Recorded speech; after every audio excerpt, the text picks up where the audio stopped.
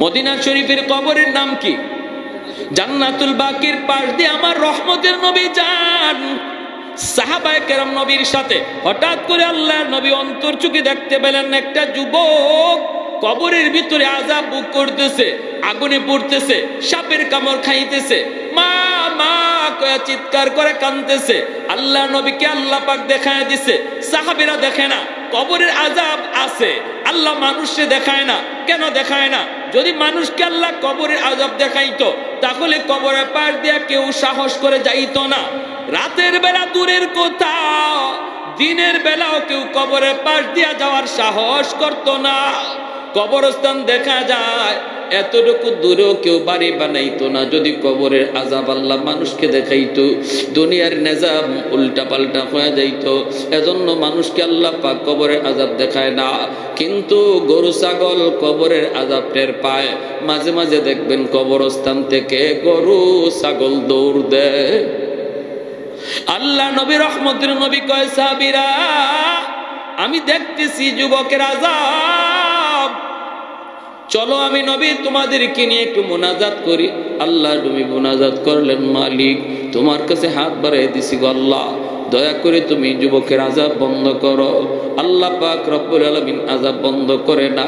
মায়ার নবী আবার হাত উঠাইছেন, সাহাবীরা আমিন আমিন বলেন, এবারও আযাব বন্ধ হয় না। নবী আবার হাত উঠাইছেন, তিনবার হাত উঠাইছেন, তখনও আযাব বন্ধ হয় না। এইবার নবী জানতে চাইলেন, মালিক আমি হাত উঠাইতে দেরি, কবুল হতে দেরি হয় না, আজকে কি হলো? আমার কি হাতের দাম তোমার কাছে কমে গেল নাকি? আল্লাহ তুমি একটু বলো। এই কথা বলতে আল্লাহ কয়, না বন্ধু, তোমার হাতের দাম কমে নাই বন্ধু। এই যুবকের মা এখনো দুনিয়ায় জীবিত, মার মনে ভীষণ কষ্ট। মা যতক্ষণ পর্যন্ত তারে মাফ না দিবে আমি আল্লাহ তুমি বন্ধুর দোয়াও কবুল করব না। আল্লাহ নবী সাহাবীদেরকে বলেন, দৌড়ায় তার মারে সালাম দাও। সাহাবীরা দৌড়ায় যায় তার মাকে সালাম দিলেন। মহিলা আসলো, আল্লাহ নবী কইতেছেন, মা গো কবরটা চিনুনি? মহিলা কয়, নবী গো চিনি, এটা আমার সন্তানের কবর। আল্লাহ নবী কয়, মা এই সন্তান বুঝি তোমার ভীষণ কষ্ট দিয়েছে, যার কারণে কবরের মধ্যে আযাব ভোগ করতেছে গো মা। চিৎকার করে করে আম্মা আম্মা করে ডাকতেছি। ও গো মা, সন্তানের পক্ষ থেকে আমি তোমার কাছে মাপ চাইতেছি, তারে মাফ করে দাও। এই সন্তান তো তোমারই।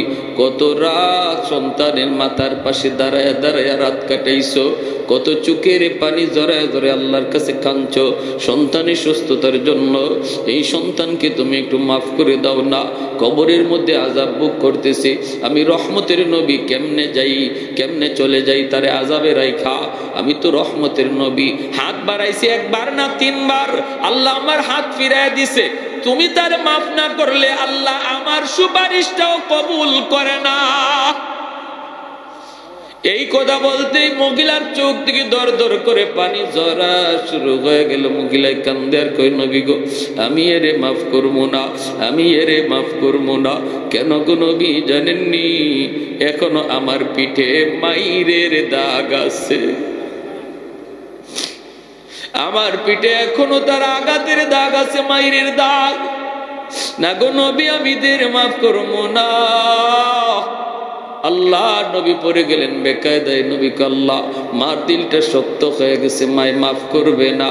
ও মালিক আমি জানি বাপ মার দিল যত শক্ত হোক বেশিক্ষণ থাকে না। যদি সন্তানের বিপদ বাপ মা নিজের চোখে দেখে তাহলে কিন্তু দিল নরম হয়ে যায়। ও আল্লাহ কবরের আযাবটা তুমি আমারে যেভাবে দেখাইছো এইভাবে তার মারেও দেখায়া দাও। সাথে সাথে আল্লাহ কো, বন্ধু তোমার এই সুপারিশটা আমি আল্লাহ কবুল করলাম। এমনি কবরের আযাবের দৃশ্যটা আল্লাহ পাক তার মারও দেখায় দিছে। মা যেই মাত্র দেখছে কবরের ভিতরে সন্তানের আযাব, সাপের কামড়, আগুনে পুরের দৃশ্য, সাথে সাথে মার দিল নরম হয়ে গেছে। মা চিৎকার দেয়া কয়, ও নবীজি আমার কলিজায় যত ব্যথা ছিল আমি সব ভুলে গেছি। মায় মাফ করতে দেরি হয়েছে, আযাব বন্ধ হতে দেরি হয় না। ওয়াজকুরনি আল্লাহর বহুত বড় ওলি ইয়ামানের করণ এলাকায় থাকেন, বৃদ্ধা মাকে নিয়ে ওয়াজকুরনি জঙ্গলের মধ্যে থাকেন, উটটা খালি করেন, মার খেদমত করেন, মার সেবা করেন। এইদিকে মদিনায় আমার নবী রয় দয়ার নবী মদিনাতুল মুনাওয়ারায় আসার জন্য ওয়াজকুরনি মায়ার নবীকে দেখার জন্য তিনি পাগল, কারণ তিনি তো মায়ার নবীর আশিক। মাকে বলতেছেন, মা গো আমি তো মদিনায় যেতে চাই, আমার মায়ার নবীর এক নজর দেখতে যাব। মা বলতেছে, বাজান তুমি তো নবীকে দেখতে যাবা, ভালো কথা, কিন্তু আমি মাকে কার কাছে রেখে যাইবা? আমি মার খেদমত কে করবে? আমি তো ঠিক মতো হাঁটতে পারি না, চলতে পারি না রে বাজার। ওয়াজকুরনি কই, মা তোমার কষ্ট হলে আমি মদিনায় যাব না, আমার নবীকে দেখতে তিনি যাইতে পারেন না, কারণ মায়ের খেদমতের কষ্ট হবে, অসুবিধা হবে। এই দিকে আল্লাহ পাক আমার নবীর কাছে জিব্রাইলকে পাঠাইয়া আল্লাহ পাক জানাই দিছে, বন্ধু তোমার একজন মস্ত বড় আশেক সেই ইয়ামেনের করণ এলাকার জঙ্গলে থাকি, নাম হলো ওয়াইজ। জানোনি সে তোমার কত বড় আশিক?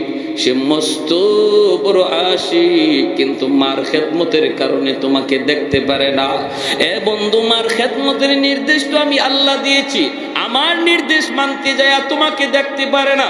এজন্য আমি আল্লাহ তার মার দোয়ার বদৌলতে তারে জগতের শ্রেষ্ঠ ওলিদের খাতায় নাম লিখে দিছি। তার মা হাত উঠায় কইছে, মালিক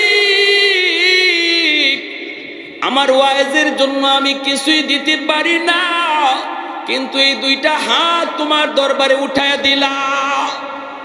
আল্লাহ আমার ওয়াইজকে তুমি শুধু ওলি বানাইলে আমি খুশি না গো মালিক, জগতের ওলিদের সর্দার তুমি বানায় দিও। আল্লাহ পাক রব্বুল আলামিন কয়, বন্ধু আমি তারে জগতের ওলিদের শ্রেষ্ঠ ওলি বানায় দিছি, সে তোমার মস্ত বড় আশেক। শুধু সে আশেক নয়, আমি তারে মুস্তাজাবুদ দাওয়া বানায় দিছি। সে হাত উঠাইতে দেরি হয়, কিছু চাইতে দেরি হয়, কবুল হতে দেরি হয় না। মুস্তাজাবুদ দাওয়া কাকে বলে? যে হাত তুলতে দেরি, কবুল হতে দেরি হয় না। যুবক একটু দিল দিয়া কথাগুলা শোনো। আল্লাহ নবী রহমতের নবী খবর পাইলেন, খবর পায় মায়ার নবী অসুস্থ। নবী বুঝতেছেন নবী দুনিয়ায় আর বেশি দিন থাকবেন না। ওই অবস্থায় নবী বলেন, উমর কোথায়? আলী দিকে আসো, শোনো আমি একটা সংবাদ দিয়া যাই, একটা খবর দিয়ে যাই। আমার একজন মস্ত বড় আশিক ইয়ামেনের করণ এলাকার জঙ্গলে থাকে, নাম হলো ওয়াইজ। ওমর, আমার আল্লাহ আমাকে জানাইছেন সে আমার মস্ত বড় আশিক। শুধু আশিক না, আল্লাহ তারে ওলি বানাইয়া মুস্তাজাবুদ দাওয়া বানায় দিছে। এ ওমর, আমার ইন্তেকালের পর আমার পরনের জুব্বাটা আমি তাকে হাদিয়া দিলাম, হাদিয়া। আমার ইন্তেকালের পর এই জুব্বাটা নিয়ে তুমি তার সন্ধানে বের হবা, ইয়ামেনের করণ এলাকার জঙ্গলে যায় তুমি তারে তালাশ করবা। তালাশ কইরা আমার পরনের এই জুব্বাটা তুমি তারে দিয়ে দিবা। জানোনি এত বড় মাকাম, এত বড় মর্যাদা সে কেমনে লাভ করেছে? শুধু মাত্র মার দোয়ার বদৌলতে। হযরত ওমর কয়, নবী গো চিনব কেমন করে? আল্লাহ নবী কয়, তার চেহারাটা এমন, তার বডিটা এমন, তার চুলটা এমন, তার হাতটা এমন, তার পাটা এমন, হাতের ডান হাতের তালুতে একটা সাদা দাগ দেখতে পাইবা। হযরত ওমর কয়, ইয়া রাসূলুল্লাহ আপনি নিজে বলতেছেন সে কোনোদিন আপনাকে দেখে নাই, আপনিও তারে দেখেন নাই গো নবী। কেমন করে তার চেহারার পরিচয় দিচ্ছেন, বডির পরিচয় দিতেছেন? আল্লাহর নবী রহমতের নবী কয়, ওমর রে, আমার আশিক স্বপ্ন যুগে আল্লাহ আমাকে বহুবার দেখায়া দিছে। মান রাআনি ফিল মানাম ফাকাদ রাআনি ফাইন্না শাইতানা লা ইয়াতামাসসালু বি। আল্লাহর নবী রহমতের নবী বলেন, কেউ যদি স্বপ্নে আমি নবীকে দেখে যেন সে বাস্তবেই আমাকে দেখলো, আর যে স্বপ্নে নবীকে দেখলো তার জন্য জাহান্নাম হারাম হয়ে যায়। আল্লাহর নবীর স্বপ্নে যে দেখবে তার জন্য জান্নাত ওয়াজিব হয়ে যাবে, জাহান্নাম হারাম হয়ে যাবে। নবীকে স্বপ্নে দেখার একটা বহুত বড় আমল বুজুর্গানে কেরাম বলছেন, ঘুমানোর আগে যদি কেউ রেগুলার প্রতিদিন এশার নামাজ পইরা যখন ঘুমায় 100 বার দুরূদ শরীফ পইরা যদি সে ঘুমায়, 100 বার দুরূদ শরীফ পইরা যদি কেউ ঘুমায় প্রতিদিন, তাহলে ফুকাহাগণ সুফিয়ানে কেরামগণ বলেন মৃত্যুর আগে আগে আল্লাহ তারে স্বপ্ন যুগে নবীর স্বপ্নে দেখাইয়া দিবে। পারবো না এই আমলটা করতাম ইনশাআল্লাহ। ছোট্ট দুরূদ শরীফ, ছোট্ট লম্বা দুরূদ শরীফ পড়া লাগবে না। সাল্লাল্লাহু আলাইহি ওয়াসাল্লাম, সাল্লাল্লাহু আলাইহি ওয়াসাল্লাম, কোন সবাই সাল্লাল্লাহু আলাইহি ওয়াসাল্লাম, এই দুরূদ শরীফ হয়ে গেল। সাল্লাল্লাহু আলাইহি ওয়াসাল্লাম একবার, আবার সাল্লাল্লাহু আলাইহি ওয়াসাল্লাম 2 বার, আবার সাল্লাল্লাহু আলাইহি ওয়াসাল্লাম 3 বার। এভাবে আপনি একটা কিলিয়ে তসবির দানা লইয়া 100 বার প্রতি রাত ঘুমাইবার আগে পইরা পইরা ঘুমাইয়েন। আল্লাহ আপনাকে ঘুমন্ত অবস্থায় স্বপ্নে নবীর সাথে দিদার নসিব করায় দেবে। হযরত ওমর ফারুক রাদিয়াল্লাহু তাআলা আনহু কয়, ইয়া রাসূলুল্লাহ, কেমনে দেখলেন? নবী বলেন, স্বপ্ন যুগে আল্লাহ আমাকে দেখায় দিছে আল্লাহর নবীর পরনের জুব্বা। হযরত ওমর নবীর ইন্তেকালের পর এই জুব্বা নিয়ে তিনি রওনা দিয়ে দিলেন। সঙ্গে আছেন আলী। ইয়ামেন ঢুকলেন, করণ এলাকায় আসলেন। মানুষকে জিজ্ঞেস করেন, তোমরা ওয়াইজ নামে কাউরে চিনোনি? কেউ কয় না, চিনি না, চিনি না। একজন রাখাল কয়, হ, একজন ওয়াইজ নামে একটা লোক আছে, আমরা যারে পাগল বলে ডাকি। জঙ্গলের ভিতরে তাকে, সাধারণভাবে আমাদের মতো চলাফেরা করে না, জঙ্গলের ভিতরেই তাকে একটা উট রাখালি করে। আর তার মা আছে বৃদ্ধা মা, মাকে নিয়ে ওখানে একটা ঝুপড়ির মধ্যে থাকে। মাঝে মাঝে তারে জঙ্গলের ভিতরে সেজদারত অবস্থায় কানতে শোনা যায়। সেজদারত অবস্থায় তারে কানতে শোনা যায়। যখনই সে সেজদায় কান্দে গো, তখনই আমাদের পশু, আমাদের উটগুলিও কান্না শুরু করে, খানা তারা বন্ধ করে দেয়। তার কান্নার সাথে সাথে পশু পাখিগুলি স্তব্ধ হয়ে যায়। হযরত ওমর ফারুক রাদিয়াল্লাহু তাআলা আনহু বলেন, আলী চলো, তাহলে ওই দিকে আমরা যাই, হয়তো আমরা তার সন্ধান পেয়ে গেছি রে আলী। হযরত ওমর তিনি চলে আসলেন জঙ্গলের ভিতরে, খুঁজতে খুঁজতে পেয়ে গেলেন। পাইলেন হযরত ওমর তার চেহারার দিকে তাকান, বডির দিকে তাকান, চুলগুলির দিকে তাকান। তাকে হযরত ওমর তিনি দেখতেছেন আল্লাহর নবীর বলে দেওয়া বিবরণ 100 তার সাথে মিলতেছে। তখনই হযরত ওমর বলে, আপনার নাম ওয়াইজ, আল্লাহর নবী আপনার কাছে আমাদেরকে পাঠাইছে। এই কথা বলতে ওয়াজ করিনি, নবীজি ওয়াজের কাছে আপনাদেরকে পাঠাইছেন, আমি সেই ওয়াজ না। আল্লাহু আকবার, জোরে কর। আমি এত বড় হতে পারি না, এত বড় হতে পারি নাই যে আমার খুঁজে নবী লোক পাঠায় দিবে। সুবহানাল্লাহ। খাঁটি আল্লাহওয়ালারা তাদের উইলায়াতকে গোপন রাখতে চায়, ঠিক কি না? খাঁটি আল্লাহর ওলি যারা সবসময় গোপন তাকে পছন্দ করে, প্রকাশ হতে চায় না। আর বেজাল যেখানে আছে এখানে খালি ফটর ফটর, বেজাল যেখানে আছে এখানে খালি অ্যাডভার্টাইজ, এখানে খালি সাইনবোর্ড, এখানে খালি ব্যানার। আছে না নাই? আশিক রসুল, মাহবুবে খুদা, গাউসে হামদানি, কুতুবে রব্বানি, সারাসল্লে সুলকানি, নাম আর খুঁজে পাওয়া যায় না। কিরে নাম কই? নাম দিয়ে কি হইব? টাইটেল ফল, টাইটেল দেখো না, নাম দিয়ে কি হইব? কিন্তু খাঁটি আল্লাহর ওয়ালি যারা এরা নামের আগে পিছে তো টাইটেল লাগায় না, ঠিক কিনা? জোরে কন। উজানি পীর সাহেব রাহিমাহুল্লাহ, কারি ইব্রাহিম সাহেব, আল্লাহর ওলির নামের আগে এমন কোন টাইটেল ছিল না, ঠিক কিনা? কোনো টাইটেল ছিল না। চরমুনার পীর আল্লাহর ওলি দুনিয়াতে নাই, নামের আগে টাইটেল ছিল না। এখনো আছে, নামের আগে তাদের কোনো টাইটেল নাই। বোঝা গেল খাঁটি জিনিসের টাইটেল লাগে না, বেজাল জিনিসের টাইটেল লাগে, ঠিক কিনা? ভাইয়েরা বন্ধুরা, জন্য বলতেছিলাম মনোযোগ দিয়ে শুনো। যেই মাত্র দেখা যায় হযরত ওমর নিজের পরিচয় দিয়ে বলতেছেন, আমি হলাম আল্লাহর নবীর সাহাবী ওমর, ইনি হলেন নবীর সাহাবী আলী। আমার নবী, দয়ার নবী, তিনি দুনিয়াতে নাই, নবী ইন্তেকাল করেছেন। আল্লাহর নবীর ইন্তেকালের খবর পেয়ে ওয়াজ করিনি কাঁদতে শুরু করলেন। এরপরে বলতেছেন, মায়ার নবী তার পরনের জুব্বাটা আপনাকে হাদিয়া দিয়া দিছেন। ও আল্লাহর ওলি, নিজের আর গোপন রাখেন না। কি এমন নেকামল করেছেন গো, নবীর পরনের জুব্বা পাওয়ার জন্য আমি ওমর পাগল ছিলাম, আবু বকর পাগল ছিল, উসমান পাগল ছিল, আলী পাগল ছিল, সালমান ফার্সি পাগল ছিল। ডাইনে বামে সারা জীবন নবীর সাথে তাইকা জীবন কাটায় দিলাম, কিন্তু নবীজির ইন্তেকালের আগে পরনের জুব্বা আমরা কেউ পাইলাম না। পাইলেন আপনি, যিনি নবীকে কোনোদিন দেখলেনও না। এমন কি আমল করেছেন একটু বলুন। আমার নবী যা বলেছেন, আপনার মায়ের দোয়া, কোথায় আপনার মা? এই আল্লাহর বান্দির চেহারা মুবারক একটু দেখা। আর একটু জোরে কন্যা সুবহানাল্লাহ। আপনার ডান হাতটা একটু দেখতে চাই। এই ডান হাতটা হাতের মধ্যে নিয়ে দেখেন, তালুর মধ্যে সাদা একটা দাগ দেখা যায়। এমনি হযরত ওমর কোন আর আপনি গোপন করবেন না। নবী এই বিবরণ দিয়েছেন, 100 মিলে গেছে। আর মায়ার নবী বলেছেন, এই জুব্বাটা আপনি পরবেন, পইরা আল্লাহর কাছে একটু সুপারিশ করবেন তার উম্মতের জন্য, গুনাহগার উম্মতের জন্য একটু সুপারিশ করতেন।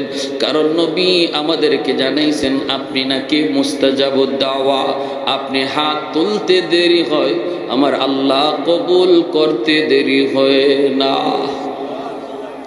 ওয়াজকুরুনি,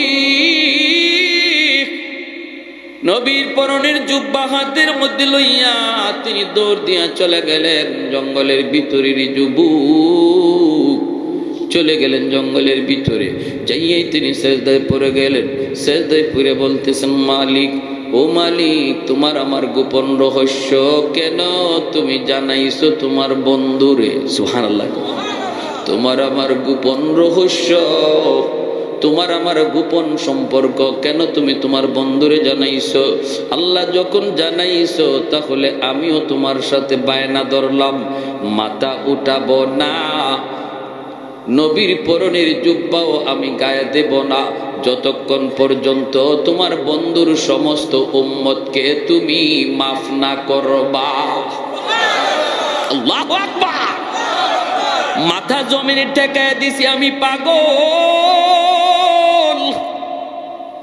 মাথা জমিন থেকে উঠাবো না যতক্ষণ পর্যন্ত গোটা উম্মতে মুহাম্মদের মাফ না করবা। আল্লাহ পাক রব্বুল আলামিন কয়, পাগল তুমি কি কও? ও ভাইরা বন্ধুরা, এটা কেমনে কয়? আল্লাহ পাকের সঙ্গে আল্লাহর ওলিদের অন্তরে অন্তরে কথা হইতো, আল্লাহ পাক অন্তরের ভিতরে কথা জমায়ে দিত। রব্বুল আলামিনের এরকম ভাবে আল্লাহ পাকের কথা আসলো। ওরে পাগল না হয় না, কত আছে মদকুর, কত আছে গাঞ্জাকুর, কত আছে বাপ মারে কষ্ট দেয়, মারে কান্দায়, বাবারে কান্দায়, কেমন করে আমি সবরে মাফ করি? আল্লাহ পাক কয়, যা পাগল, আমি তোমার খাতিরে 10% আমি উম্মত মাফ করে দিলাম। ওয়াজ করিনি, কয় মালিক আমি 10% 20% বুঝি না, 100% বুঝি, 100%। আল্লাহ বলে, যাও পাগল, তোমার সুপারিশে আমি আল্লাহ 20% উম্মত মাফ করে দিলাম। ওয়াজ করিনি, কয় মালিক আমি মানি না। আল্লাহ বলে, যাও 30 ভাগ উম্মত মাফ করে দিলাম। তখনও কয় মানি না, মানি না। 40 ভাগ উম্মত মাফ করে দিলাম। এইদিকে আমার ভাইরা হযরত ওমর, হযরত আলী অপেক্ষায় থাকতে থাকতে কয়, কিরে আলী, ওয়াজ করিনি গেল কোথায়? চলো তাড়াতাড়ি চলো, একটু খবর নেই। তারা দুজন চলে আসলেন ঝুপড়ির ভিতরে। আইসা দেখে ওয়াজ করিনি সেজদায় পড়ে কার সাথে যেন বিড়বিড় করে কথা কয়। সেই কথা আর কারোর সাথে নয়, এই কথা তো কয় মাওলার সাথে। সেজদার মধ্যে আল্লাহ পাক বান্দার সবচেয়ে কাছে চলে আসে। জোরে করুন সুবহানাল্লাহ। আল্লাহ নবী কয়, সেজদার মধ্যে আল্লাহ পাক তার বান্দার খুব বেশি কাছে চলে আসে। এজন্য সেজদার হালতে আল্লাহর কাছে যা চাইবা আল্লাহ তাই পূরণ করে দিবে। ওয়াজ করুনি সেজদা যা কার সাথে বিড়বিড় করে যেন কথা কয়। হযরত ওমর আইসেই ডাক দিয়া দিলেন, ও আল্লাহর ওলি, কোথায় আমাদেরকে রেখে আপনি চলে আসলেন? যেই মাত্র ডাকটা দিলেন সাথে সাথে আল্লাহর সাথে কথা কওয়ার যে লাইন ছিল, লাইনটা কাট আপ হয়ে গেছে। ওয়াজ করুনি সেজদা থেকে উইটা বলতেছে, গো নবীর সাহাবী, আর একটু সময় যদি আপনারা ধৈর্য ধরতেন তাহলে আমি আমার মাওলার কাছ থেকে 100 ভাগ উম্মত মাফ করায়া লইতাম। মা তালিবে মাওলা হো মেরে ইশকে নিরালা, मैं तालिब मौला हूँ मेरे इश्क निराला, है जुमला जहाँ जिनके तजल्ली से उजाला, है जुमला जहाँ जिनके तजल्ली से उजाला, मादर दो जहाँ गैर खुदा यार नदारम, जुज़ियात खुदा ही दिगर कार नदारम, जुज़ियात खुदा ही दिगर कार नदारम, মা মস্ত সুবহ। আমার ভাইরা বন্ধুরা জন্য মনোযোগ দিয়ে একটু খেয়াল করে কথাগুলি শোনো। মায়ের দোয়ার বদৌলতে ওয়াজ করুনি এত বড় সম্মানী, এত বড় ইজ্জতওয়ালা, এত বড় ওলি, এত বড় মুস্তাজাবুদ দাওয়া হইছে মায়ের দোয়ার বদৌলতে, ঠিক কিনা? এজন্যই ভাইরা আব্দুল কাদের জিলানী, খাজা মঈনুদ্দিন চিশতির মতো হাজারো আব্দুল কাদের জিলানীর যদি আপনি ঘরে দাওয়াত দেন আর উনাদেরকে দাওয়াত খাওয়ায় যদি বলেন হাত উঠে মোনাজাত করেন আমার জন্য, আর পাশের ঘরে যদি আপনার মা আপনার বাবা যদি তোমার জন্য হাত উঠায়, আমার মায়ার নবীর হাদিস, নবী বলেন আব্দুল কাদের জিলানীর দোয়া কবুল হবে কি হবে না কোনো গ্যারান্টি নাই, কিন্তু মার দোয়া বাবার দোয়া কবুল হবে এর গ্যারান্টি আছে। বাপ মার দোয়া কবুল হওয়ার গ্যারান্টি দিয়েছেন মায়ার নবী, যেই নবী জীবনে কোনোদিন মিথ্যা বলেন না, ঠিক কিনা জোরে বলেন? অতএব বাপ মার কাছ থেকে দোয়া নিও। যদি জীবনে সফলতা চাও, ব্যবসায় যদি উন্নতি চাও, যদি তোমার জীবনের বাতি তুমি জ্বালাইতে চাও, বাপ মার দোয়া ছাড়া বদদোয়া নিলে দুনিয়া অন্ধকার, আখিরাত অন্ধকার। একটা বাস্তব ঘটনা শুনেন, যেই সন্তান মারে কষ্ট দিয়েছিল, করাচির হযরত হাকিম আক্তার সাহেব রাহিমাহুল্লাহ, বহুত বড় আল্লাহর একজন বলি, তিনি করাচির জামে মসজিদে নামাজ পড়েন।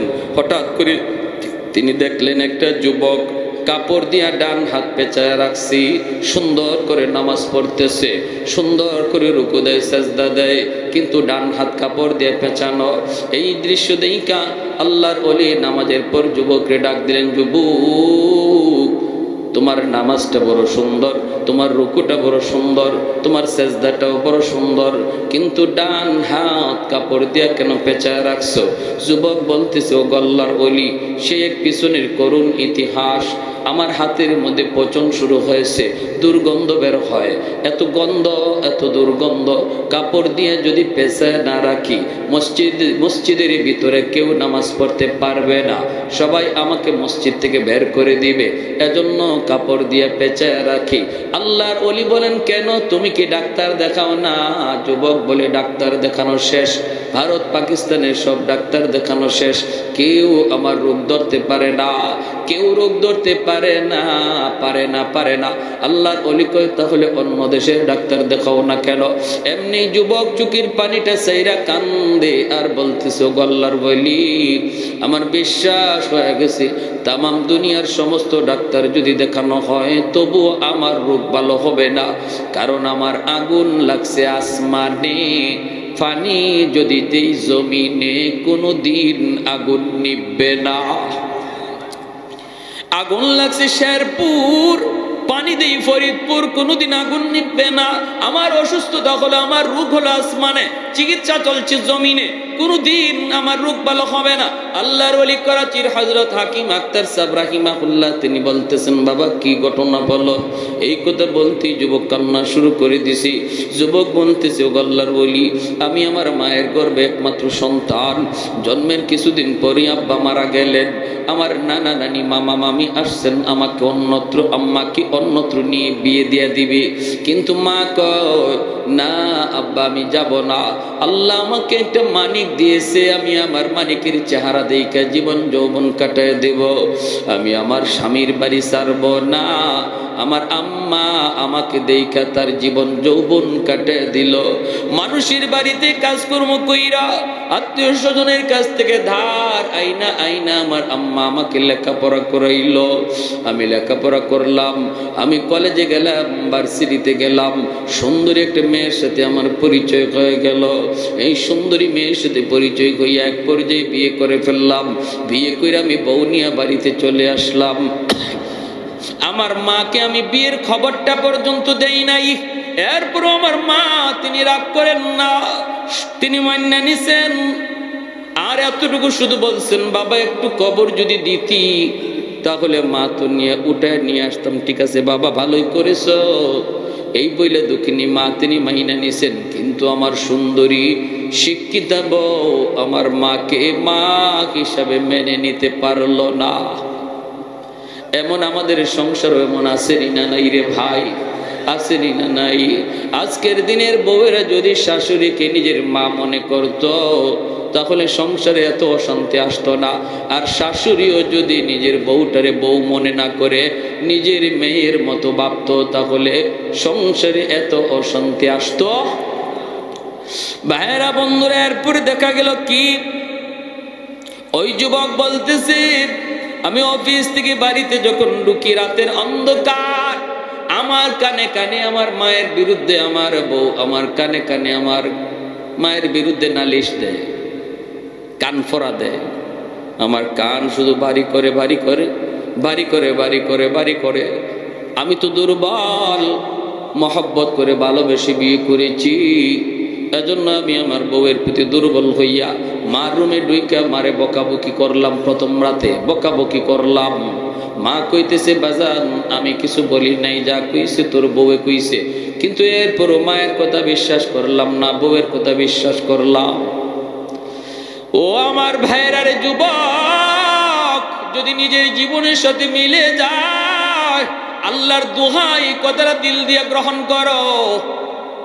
কাউকে উদ্দেশ্য নিয়ে কিছু বলতে আসি নাই, এসে যে কথাগুলি বলে যায় জানি না কার জীবনে পড়ে যায়। তওবা করে এখান থেকে উঠবা, চোখের পানি জড়ায় উঠবা, নতুবা জিন্দগি আল্লাহ দুনিয়া তো বরবাদ করে দিবে, আখিরাত তো কোনো কুল কিনারা খুঁজে পাবা না। সাগরে হাবুডুবু খাওয়া একজন মানুষ যেমন ভাবে কোনো কিছু কুল কিনারা পায় না, যেই সন্তানের উপরে মার কষ্ট বাবার কষ্ট, সেও তার জিন্দগির আর গোটা জীবনটার ভিতরে সাগরে পড়া হাবুডুবু মানুষটার মতোই শুধু ঘুরবে, কুল কিনারা খুঁজে পাবে না রে যুবক, কুল কিনারা খুঁজে পাবে না।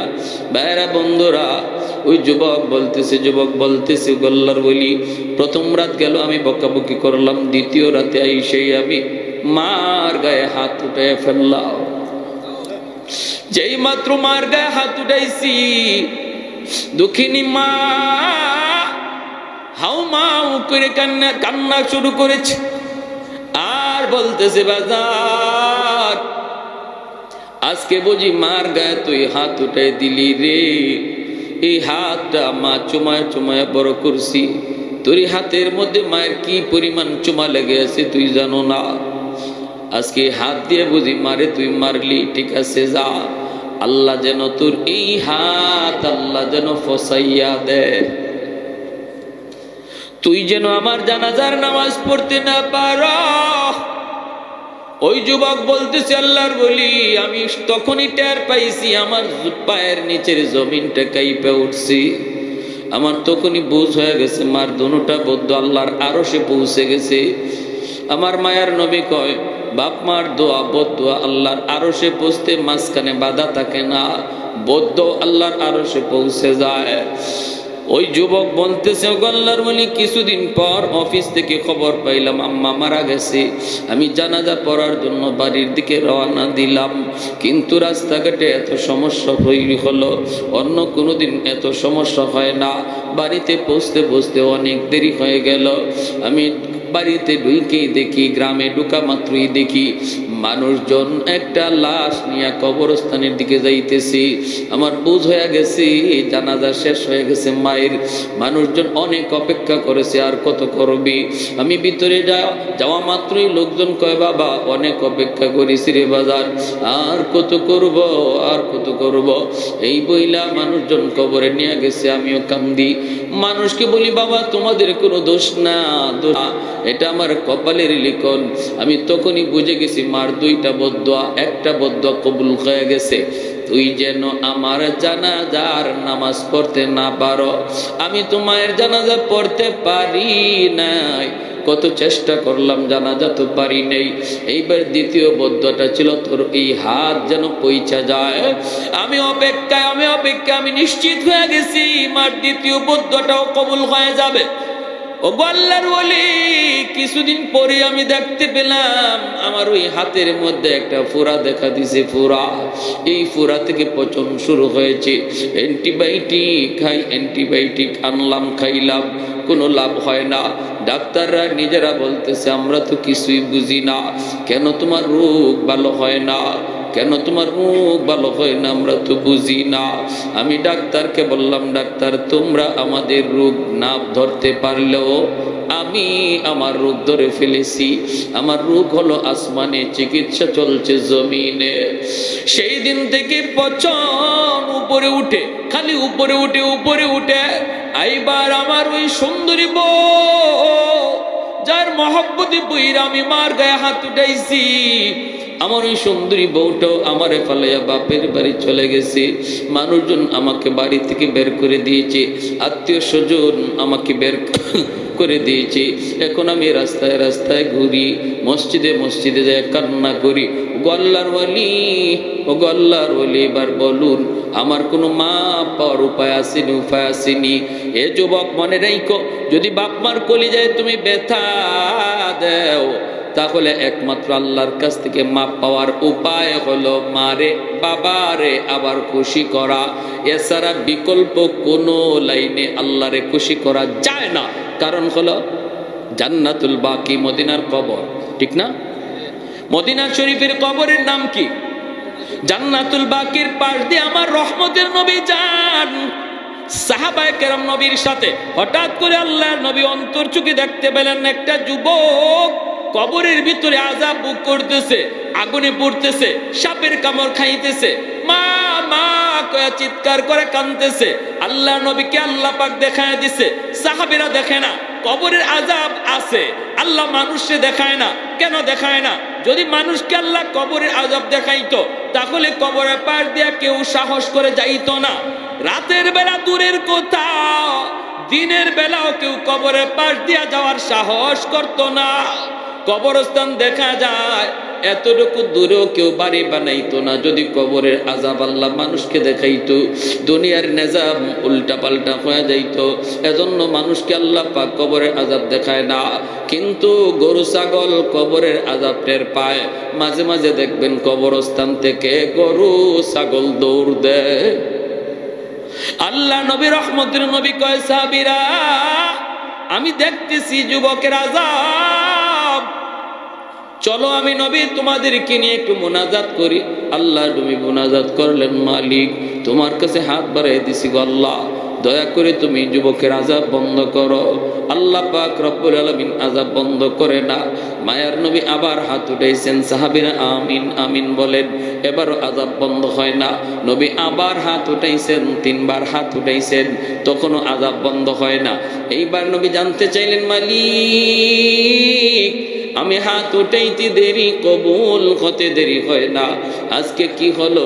আমার কি হাতের দাম তোমার কাছে কমে গেল নাকি? আল্লাহ তুমি একটু বলো।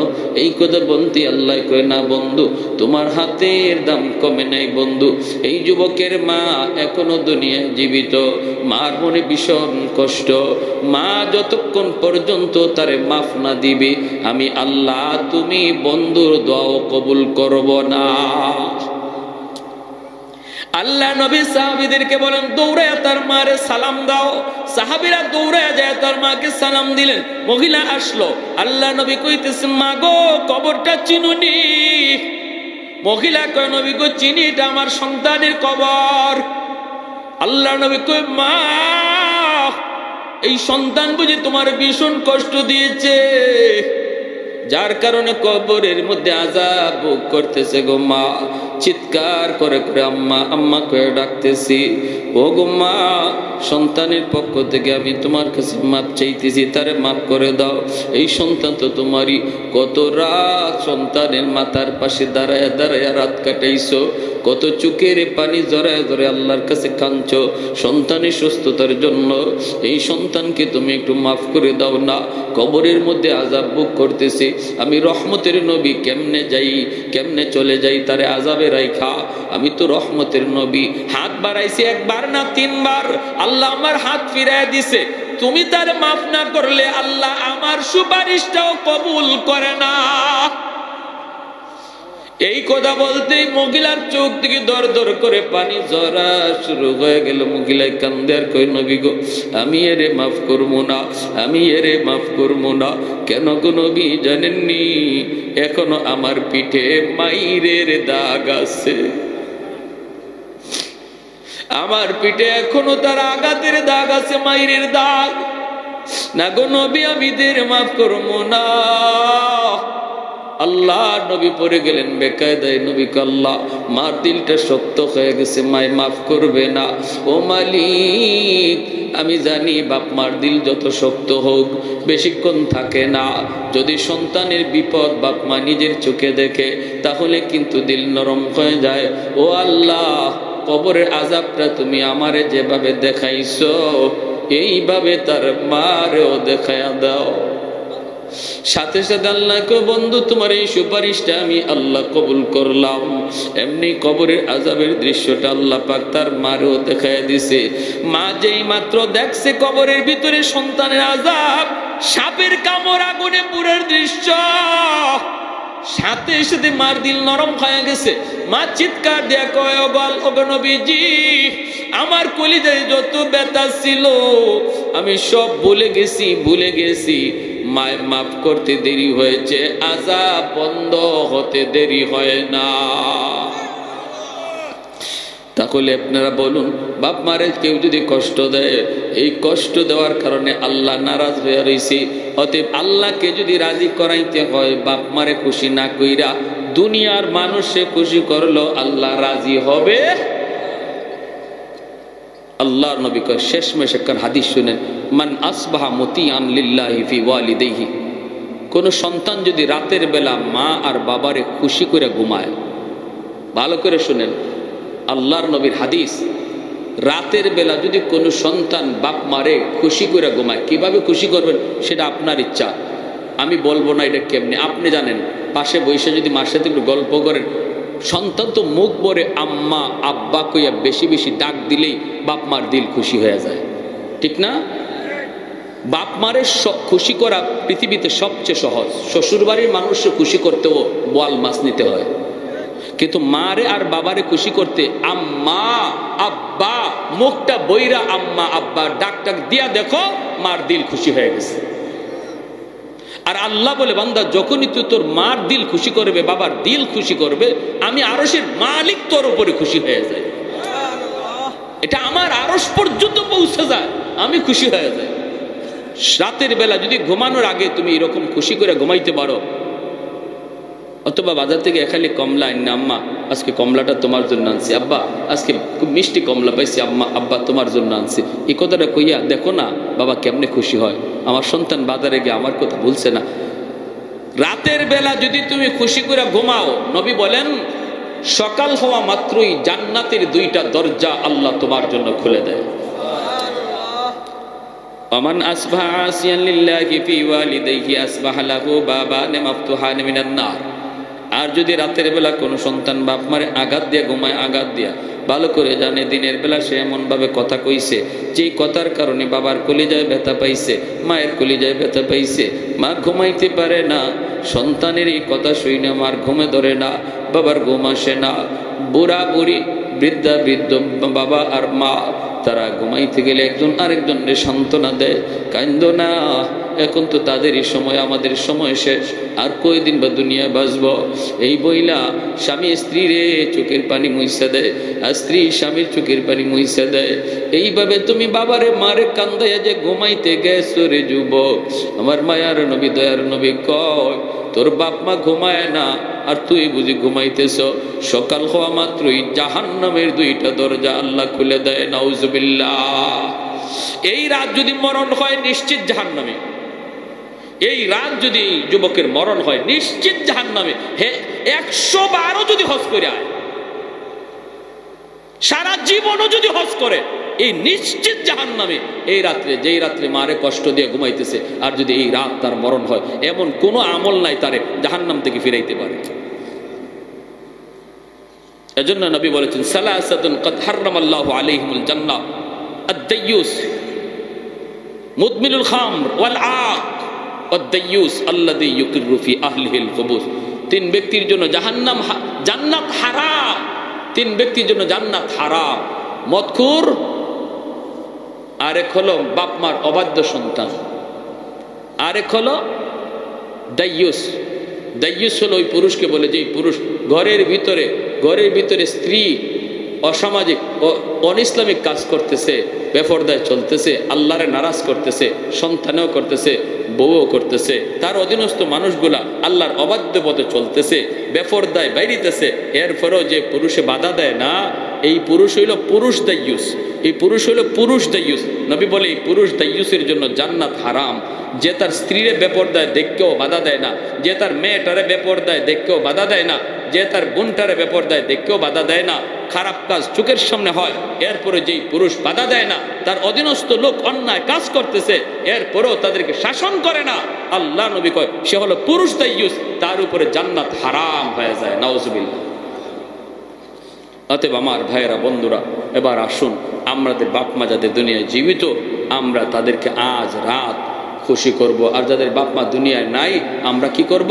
একটা আমল নবী বলে দিয়েছেন, মান যারা ফি কবরা আবাইহি ফি কুল্লি জুমাতিন গুফিরা লাহু কুতিবা বাররান, রাওয়াহু আবু দাউদ শরীফের হাদিস।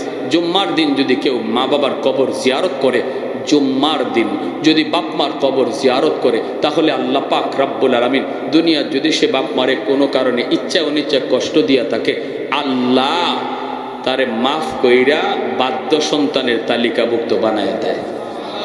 এই যে কবরস্থানের উদ্যোগে আজকের মাহফিল, বলুন জুম্মার দিন আমরা জুম্মার নামাজ পইরা, অথবা জুম্মার দিন ফজর পইরা, অথবা না পারলে আসরের পরে জুম্মার দিন আমরা কবর জিয়ারত করতে কোন কোন আওলাদ রাজি আছেন? একটু হাত তুলে আল্লাহরে দেখা। আল্লাহ তুমি প্রতিটা হাতকে কবুল করো, জোরে বলি আমিন। ওয়া আখির দাওয়ানা আনিল হামদুলিল্লাহি রাব্বিল আলামিন। আল্লাহুম্মা সাল্লি আলা মুহাম্মাদ ওয়া আলা আলি মুহাম্মাদ কামা সাল্লাইতা আলা ইব্রাহিম ওয়া আলা আলি ইব্রাহিম ইন্নাকা হামিদুম মাজিদ। আল্লাহুম্মা বারিক আলা